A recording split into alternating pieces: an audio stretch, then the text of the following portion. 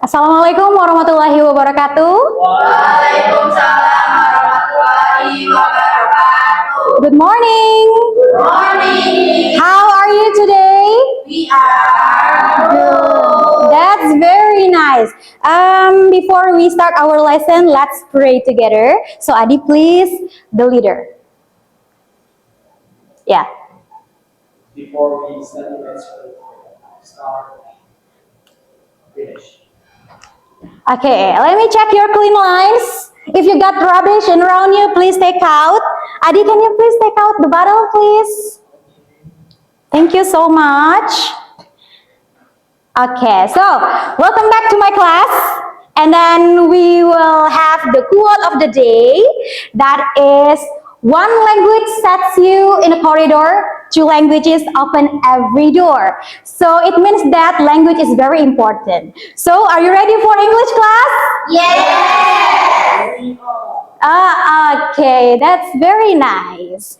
Let me check your attendance list, but before that, I have a password in this class. If I say English, you need to answer, it's a piece of cake. It's a piece of cake. It means it's very easy. Then when I say, are you sure? You need to answer, yummy. Yes. And then when I say repeat after me, you need to answer repeat after you. Yes, that's correct. So English, it's a piece of cake. Are you sure? Yummy. Repeat after me. Repeat after you. That's very nice. Give applause for us. It means that you are ready for the class. And while I'm check your attendance list, if I call your name, so please mention one. It can be regular or irregular past participle, because last meeting we have learned. So are you ready? Yes. Okay. Pamela. Xiaomi. Okay. Swam. Agnes. Both. Both. That's very nice. Sarah. Ethan. Meta. Alright. Adi. Run. Echi. Counted. Counted. That's very nice. Is the past participle in regular and irregular verb. And by the way, I'm going to invite you to play a game. Are you familiar with a game called Simon Says? Yes. Yes, Simon Says. I think you are very familiar with that game. And let me recall about the rule. There is one player takes the role of Simon and gives the instruction to the others. And then the players must only follow the commands that are preceded by the phrase Simon Says. But in this case, I'm going to change the Simon Says with my name, that is Ma'am Kia Says. It's alright? Yes. Okay, so trial. Ma'am Kia says, your head is touched by you. Okay, Ma'am Kia says, your eyes are closed. Your eyes are opened. You don't need to open, but why you open your eyes? Okay, so are you ready? Yes. Okay. Watch out. Ma'am Kia says, everybody stand up. Ma'am Kia says, your eyes are covered by your hands. Alright, that's nice.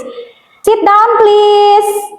Okay, that's very nice. Ma'am Kia says, I love you. I love you. I love you too. Ma'am Kia says, take your seat.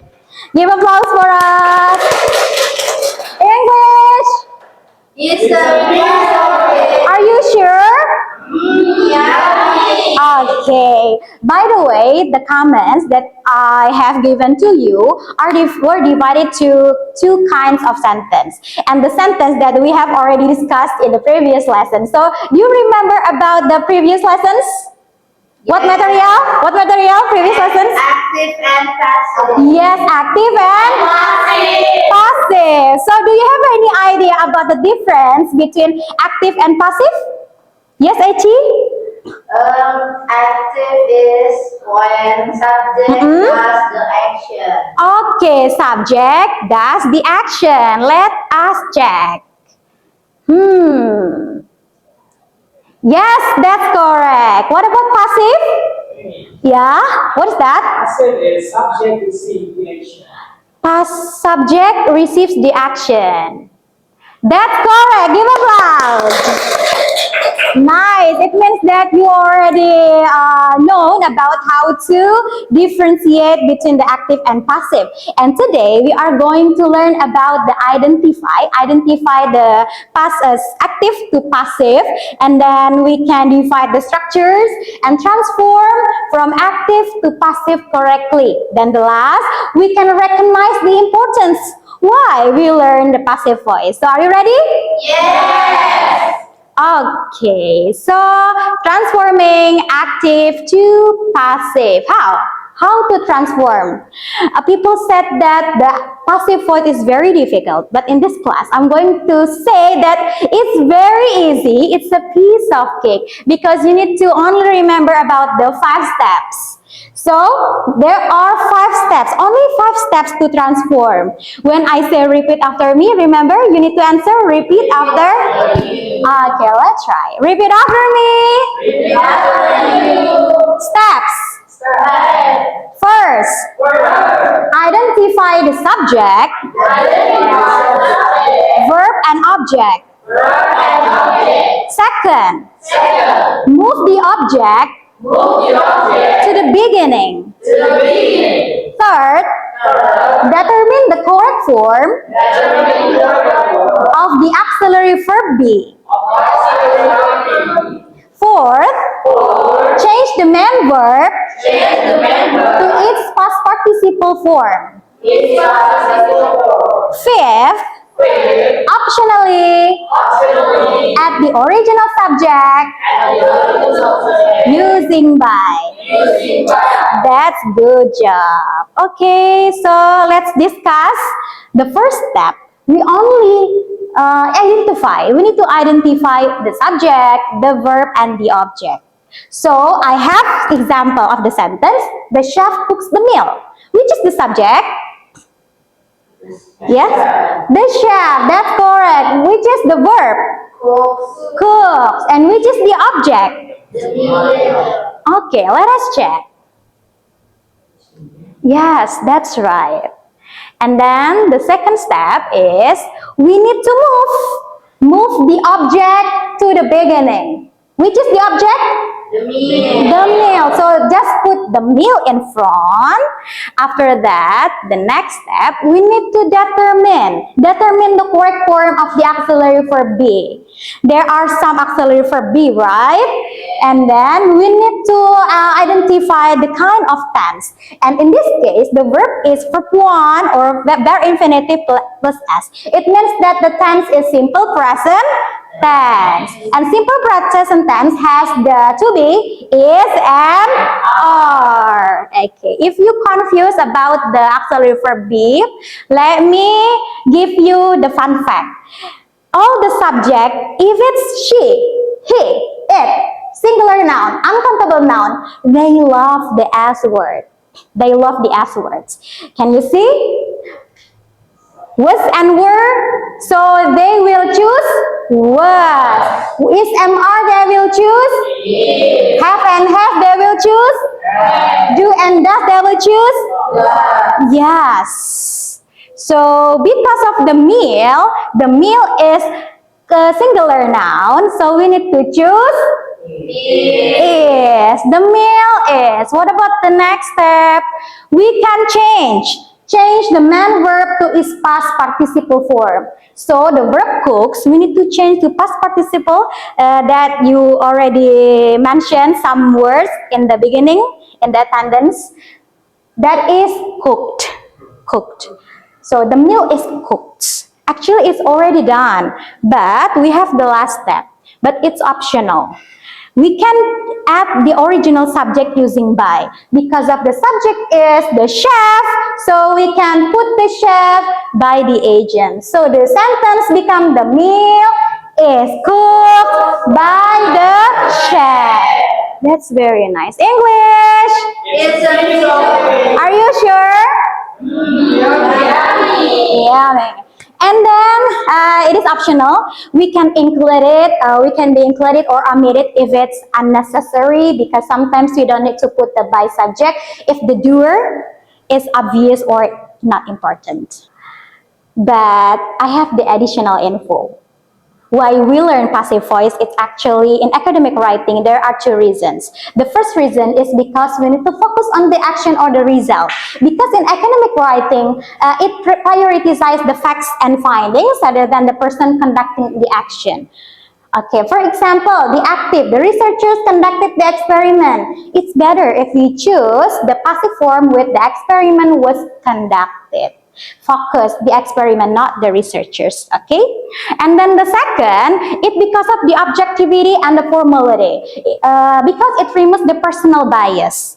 Like we analyze the data, so it's better if we use the passive form with the data was analyzed. So, do you understand? Yes. Okay, that's very nice. But while we use the passive voice in academic writing, do not be overused. We can mix because the sentence will become the wordy or unclear. So it's better if we mix active and passive. Okay, so now I will divide you to some groups. Meta with Pamela, and then Agnes with Sarah, and Eci please with Adi. And I will give you the sentence. You need to identify and analyze the sentence and transform to passive. Okay, so please discuss yourself. Then you need to present in front of the class. So, are you ready?